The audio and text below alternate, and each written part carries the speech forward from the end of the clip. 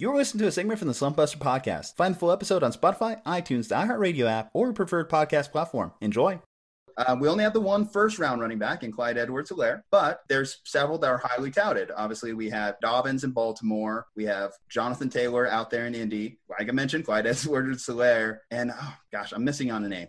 There's DeAndre Swift and Cam Akers. DeAndre Swift. There we go. So out of those guys, who are you looking at most in redraft? Because I know Jonathan Taylor and Clyde Edwards, for a lot of people, are 1-2 because a lot of people like that roster, that offensive line in Indy, to give Jonathan Taylor that little bit of boost. Not big Marlin Mac fans out there. And then Clyde Edwards-Helaire, you look at Andy Reid, his track record with running backs, whether it be Jamal Charles making Damian Williams look good or Kareem Hunt a couple years ago. Yep. It's always top 5 potential for him. Yeah, Clyde Edwards-Helaire was my number 2 a couple weeks ago. And, of course, right after the draft. He has since slid down to number 3. I've got Akers at 4. I've got DeAndre Swift at 5. I've got Akers at 4. Clyde Edwards-Helaire at 3. J.K. Dobbins at 2. And then I've got, Jonathan Taylor at 1. And that's not really for redraft. That's just more for rookie drafts, moving forward in the future. Jonathan Taylor's my number 1 guy. And, again, Indianapolis gets a second-round rookie. And at that position, he's my number 1 rookie player at that position off the board, redraft and dynasty league. So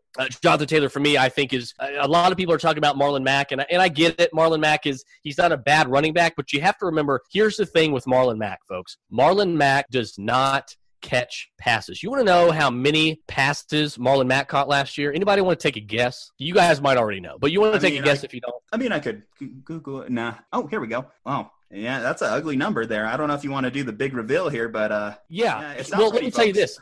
Let me make it even worse. He was not even in the top, and Marlon Mack, as a feature running back, was not in the top 50 in targets or receptions. He had 14 catches last year. He does not catch the football. He is not a threat. That he is a one-dimensional football player. Jonathan Taylor didn't catch a whole lot of passes in Wisconsin, but his film indicates that he can do it when asked to do so. He's already a better and more dangerous pass catcher than Marlon Mack, and he's faster, and he's bigger, he's stronger, he's faster, and he's more athletic. He is going to step in day one, in my opinion, and be that workhorse running back. This, to me, I think it could be more 60-40 Jonathan Taylor, Marlon Mack to start the season, but I think we're looking at 70-30, 80-20 between those two guys. Well, when we get like week 12, week 13. I think Nyheim Hines will be. Yeah, I was just about to mention Nyheim Hines in there too. Like, he is a third element to this soup. I mean, you mentioned Marlon Mack's catch numbers. Nyheim Hines made it up though he was a viable PPR option for a lot of guys last year. Exactly. And if Taylor is still working on that element to his game, obviously, you mentioned the tape shows he can do it. But in terms of his rookie year, is there any concern that Nyheim Hines will still have that third down role?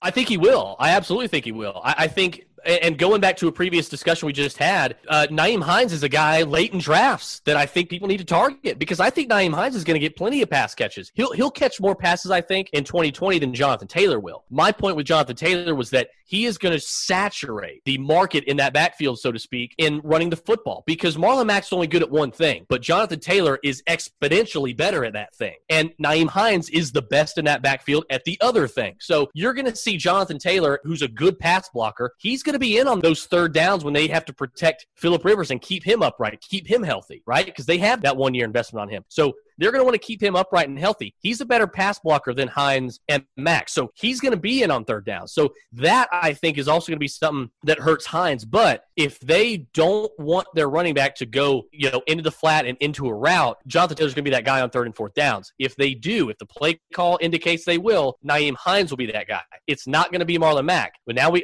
go back to the running the football. Marlon Mack's not going to be as involved. Jonathan Taylor's got that sewn up because he's so much better at that thing. So you're going to put your best player on the field. There's not going to be a whole lot for Marlon Mack this year. I think we just did a bet in FSA, a friendly bet, little $10 wager with a buddy of mine, where he thinks that Marlon Mack is a little underrated, that Marlon Mack's going to get 800 all-purpose yards. He's not going to get 800 all-purpose yards, in my opinion, because Jonathan Taylor and Nyheim Hines are going to take up too much of running the ball and catching the ball with Hines. So I just don't see any allure or worry about Marlon Mack. So I think people are going to be disappointed if they're expecting Marlon Mack to have a quality season.